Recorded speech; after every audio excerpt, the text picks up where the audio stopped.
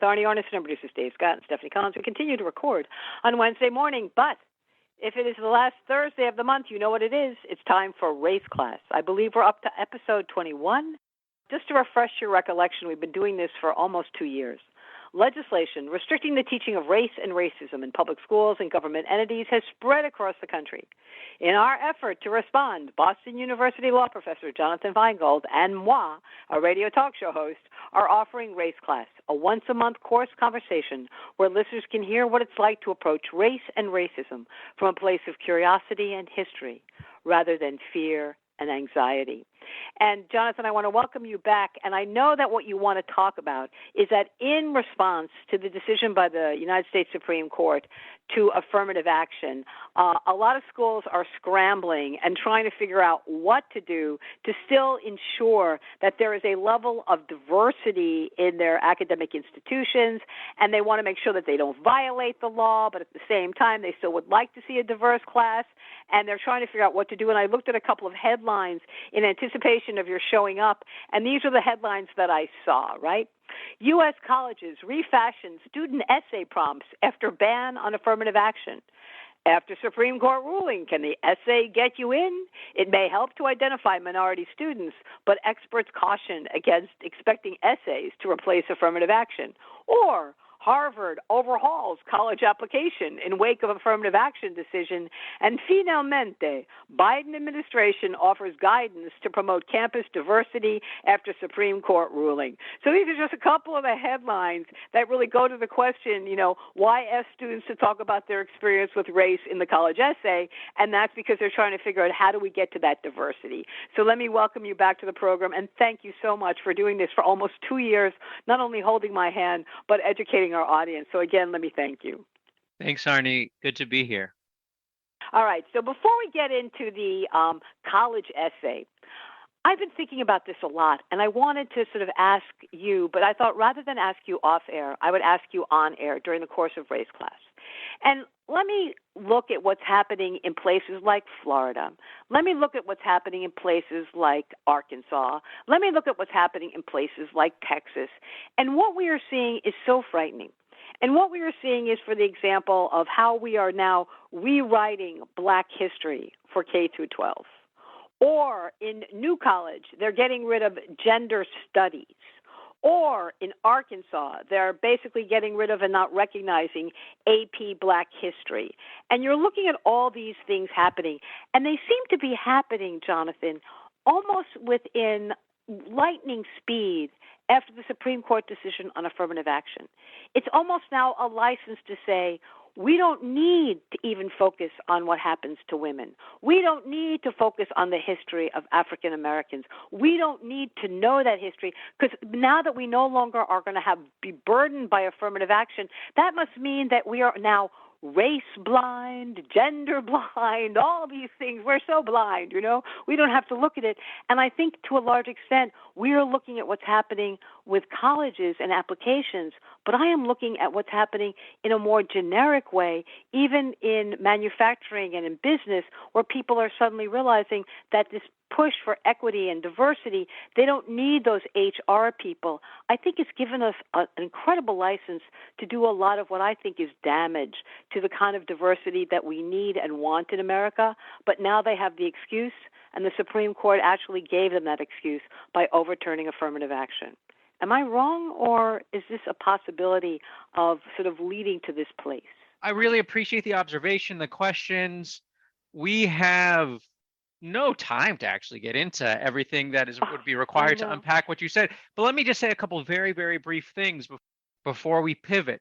One is just thinking about universities and the role that universities occupy in still relatively young democracy, sort of aspiring democracy, fragile democracy. I'm referring to the U.S., of course, because remember, it was not until the 60s when there actually was like free voting for everyone. And so we're still a relatively young democracy.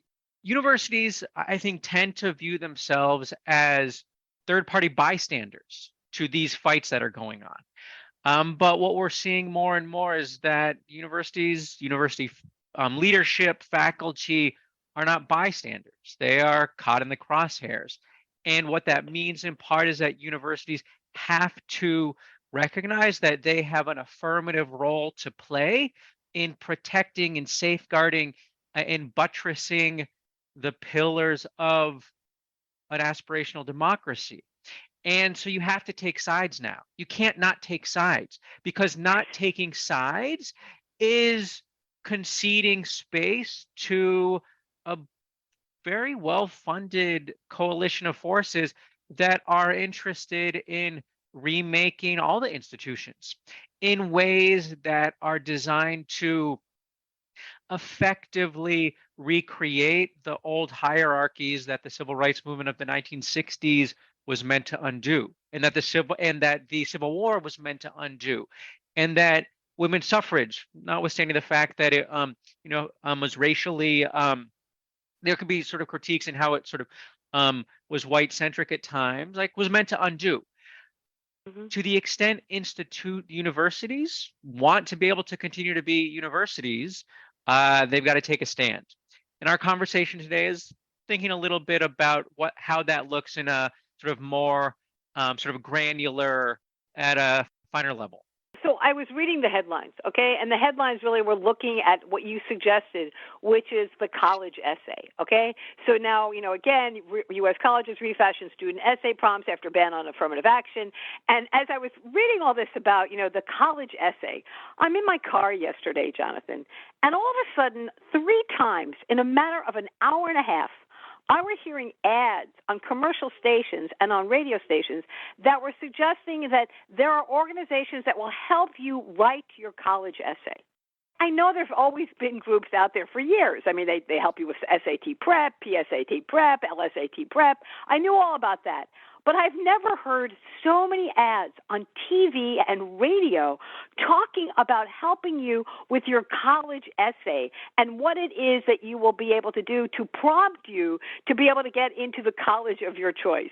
So as I'm hearing these ads, and then I'm looking at these headlines from Reuters and from, Insider Higher Ed about the idea, can the essay get you in? I am just going, is there a cause and effect here? And who's going to be able to afford someone who's going to help you write the right essay to get into the right college? Because if you're coming from a poor community, you're lucky that you can afford the stamp, let alone be able to sort of figure out exactly the kind of essay you need to write given the demise of affirmative action. And I just think, again, it's going to reinforce the unfairness. A couple things. One is I just really want to make one thing clear, that the Supreme Court decision that we've been talking about, SFFA v. Harvard, that also implicated University of North Carolina, did not end affirmative action. And so, I was talking to some reporter the other day, they kept saying, and no, but you're just repeating the headline that everyone is using. Right. Literally, as I'm talking to you, the other screen that I'm looking at is this guidance document that I'm writing, where one of the headlines is, the Supreme Court did not end affirmative action. Now, affirmative action, we can think of sort of narrowly or broadly, but even narrowly, Supreme Court didn't end it.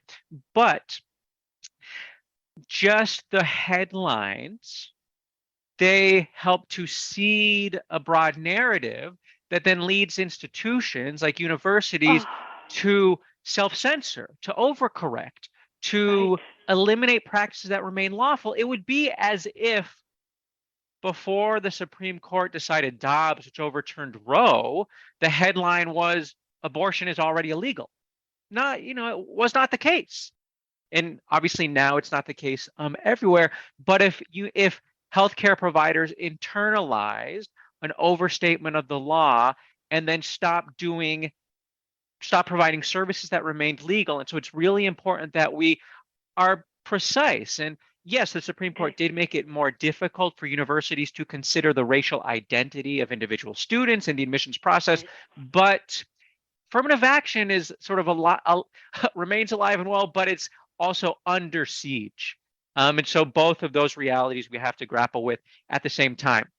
So, but let me just stop you, because I also want to go, because we're talking about personal essays, and one of the reasons why we're actually focusing on that is that we got the directive from Chief Justice John Roberts, because I am looking at this, and it says the court's decision is expected to elevate the role of students' personal essays, which Chief Justice John Roberts singled out as a place where they could still highlight how race had affected their lives, be it through discrimination, inspiration, or otherwise.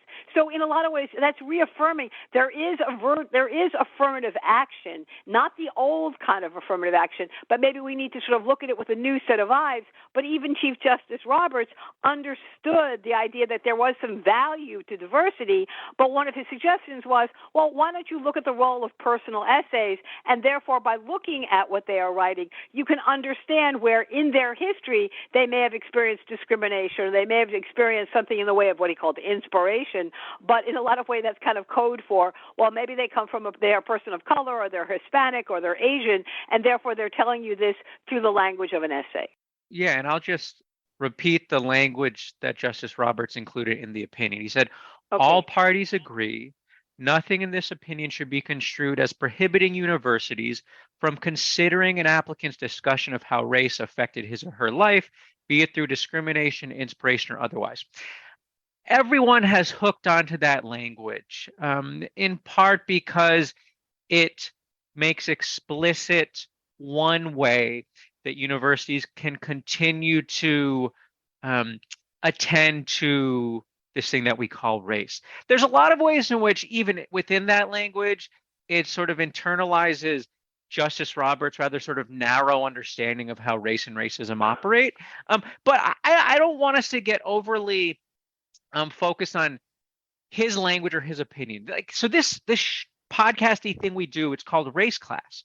One of the goals is actually, have it be like class, feel like class.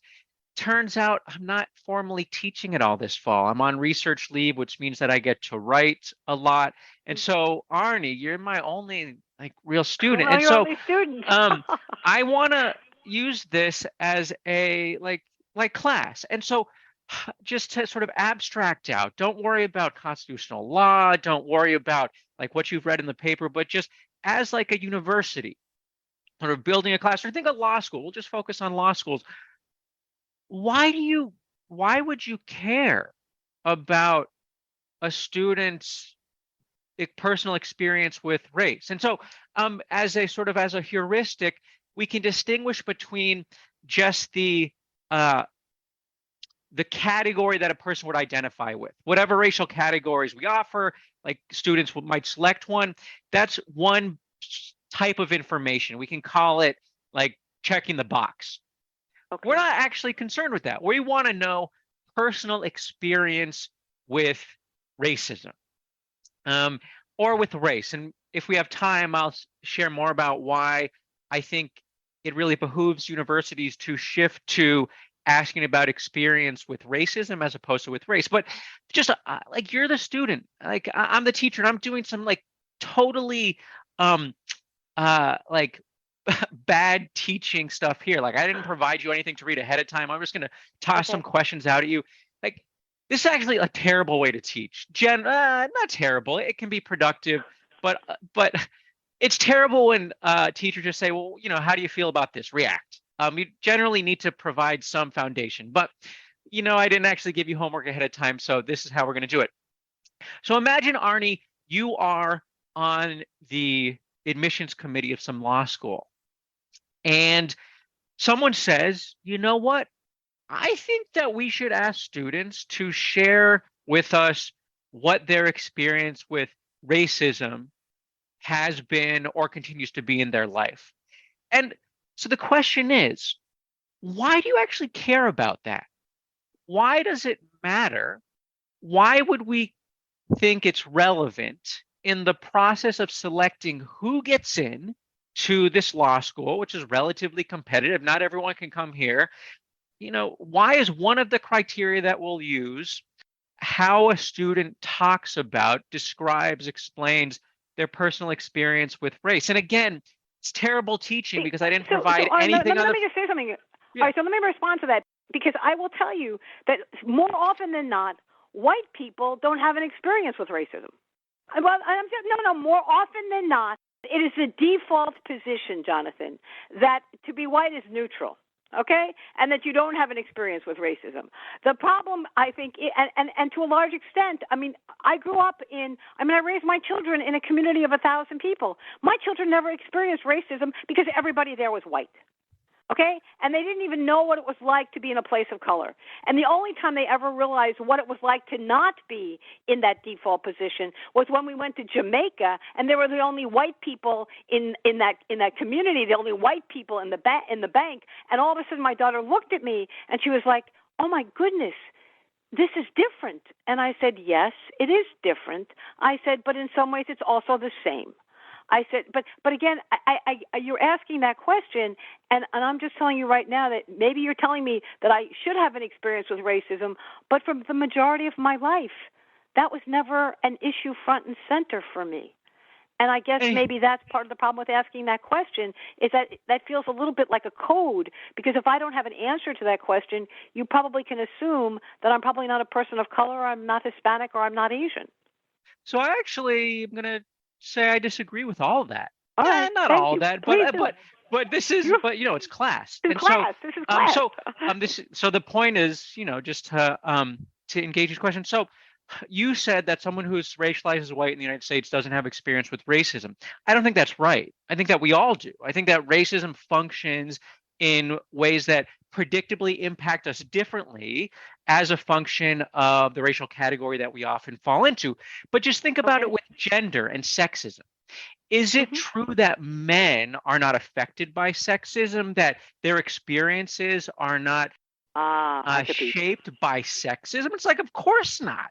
Like, there's all sorts of ways in which men, but it could be that actually, like, on the one hand, sometimes the misogyny actually does limit the ability for men to sort of live their full lives. But it's also like, I really want to know, if I am, again, just sticking to gender for a second, like if I'm in a domain or a discipline that has a legacy of male overrepresentation, in which women have been excluded, suffer all sorts of negative stereotypes, I'm going to be interested in whether my male applicants can talk thoughtfully about the way in which sexism shapes different sorts of environments that might make it easier for them to pass through than for their female counterparts. And it's certainly true that the way that sexism shapes their experience will be different, likely, than women, and obviously not all men will experience it the same way. But part of what I'm interested in gathering in this essay is it's not about who you are. It's not about it's that about your checkbox. Awareness. It's about your awareness. And yes, I hear you. And because, just like, so awareness, and you can think of this as proficiency, like skill, like whether it's doctors, whether it's lawyers, if you are entering a profession that is mandated, like has a professional obligation to serve all communities, that means that you have to have at least a basic level of sophistication to understand how different social forces, whether it be racism, whether it be sexism, whether it be the sort of thing that favors able-bodied people, how it's going to differentially affect your patients or your clients. But it's not just that. And because, like you could get that from books, it's also, so proficiency also does come from lived experience. And literacy, like racial literacy, comes not just from reading books, though we need to read books, but also the lives we've lived. And so it is true that some people, likely as a function of both their racial identity and then the environment that they grew up in, will have a level of literacy regarding how racism operates that other people won't. And if we're trying to identify the individuals with the sort of highest capacity to be sophisticated lawyers, then you got to have people with that lived experience that also shapes and builds literacy.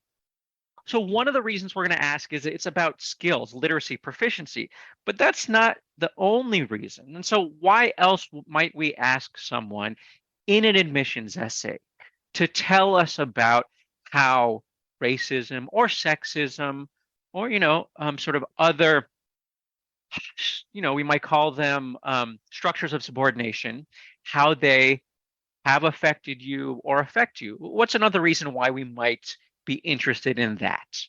I mean, I'm trying to think about this. I'm thinking it could show your leadership skills in the sense that you recognize what has happened, this impediment, this frustration, and rather than accepting it, what you have done to challenge it, what you have done to change it, what you have done to make your community aware of it. Again, it brings in so many aspects of who you are, not just your experience, because you have this experience, and then the question is, were you passive? Or were you able to be responsive to it? And then in what way did you respond? And that shows a level of, I think, interest on the part of the person who's being accepted, like, wow, I really want this person, because they show those kinds of skills that we need in a diverse class. It's not just color. It's not just experience. It's the ability to sort of challenge. And I would like that in any kind of, entering law school class, because that's the kind of leadership I would like to see developed. So, I mean, I'm thinking about that, but I'm not sure that's the answer you're looking for. So I'm not. So this is class. And in class, You're not necessarily looking for a specific answer. You're trying to generate different ideas so that when so right now you do have admissions committees, you have institutions across the country that are saying, they're asking, well, how should we phrase this essay? But I'm actually worried that they're not asking why. Why is it that we're asking for this information? Because if you're spending all your time wordsmithing and none of your time actually being like, but why do we value this thing? Why do we want this information? Then you're not even going to be able to use the information that you're getting in a productive way. But you said a few things, and I think for purposes of class, I want to distill into 3 discrete categories. So why do we want to see whether or not a student is able to describe how something like racism affects or has affected them? One is because it actually might give us information about who has the capacity to be a great lawyer. Again, it's sort of this sophistication literacy point. Another that's related but different is that we want to get to know the whole person. We actually take this idea of a holistic review seriously. And you can't actually get to know the whole person unless you understand their trajectory. And that includes the tailwinds they might have benefited from and the headwinds that they faced on the way there.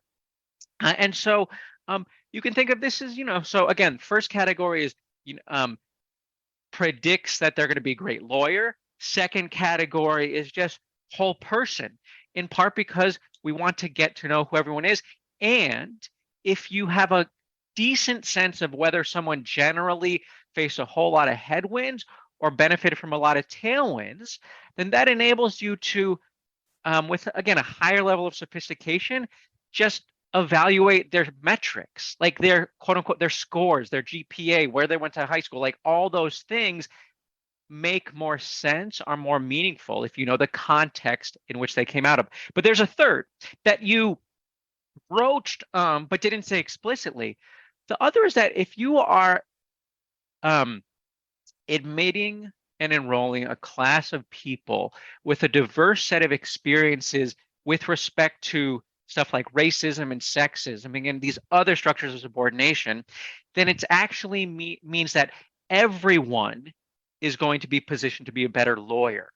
And this is just sort of the diversity of perspective, sort of robust discussion in the classroom pitch. And it's the basic notion, if you're entering a profession, law, medicine, that is meant to serve all of American society, and you're in classrooms that are limited to a tiny, tiny subset of those people with just the most inherited class advantage or racial advantage, then you're going to be graduating students who lack all sorts of important exposure to people from different backgrounds, meaning that they're going to be worse lawyers or doctors than they otherwise would have been. But I will say that simply admitting a class that has a diverse set of experiences is very, very different than actually creating spaces, whether it's in the classroom or outside of the classroom, that actually permit a sort of meaningful and robust exchange of ideas so that you are actually learning from the people that you're in class with and that are part of your class. And I need to let you go, but I want to read something from the Dean of Admission at Wesleyan University in Connecticut. And he's actually saying not only do they want to look at these college essays, but he wants to rethink the outreach tours of admission officers that go out every year to recruit students. He wants to remind students that, once again, don't assume we don't want you. Don't take this decision and think the door is shut. The door is open. He wants to reassure students of color that they are welcome. So again, if they don't even apply, then you don't get to look at that essay. What you need to do is say, apply. Apply. You are welcome. Apply. Then I get to read your essay. This, of course, is our edition of Race Class. We're up to episode number 21, the last Thursday of every month. Jonathan Feingold, a professor at Boston University Law School, joins us to teach us about race, to ask questions about racism, and to learn in a place of curiosity and history. Thank you so much for doing this, Jonathan. I really appreciate it. Thanks, Arnie. Always a pleasure. This is The Attitude with Arnie Arnesen and producers Dave Scott and Stephanie Collins. You know the drill. We will schmooze tomorrow, everyone. Ciao. You better think about what you're trying to do to me. Think, let your mind go, let yourself be free. Let's go way on, way back when. I didn't even know you couldn't have been too much more than 10.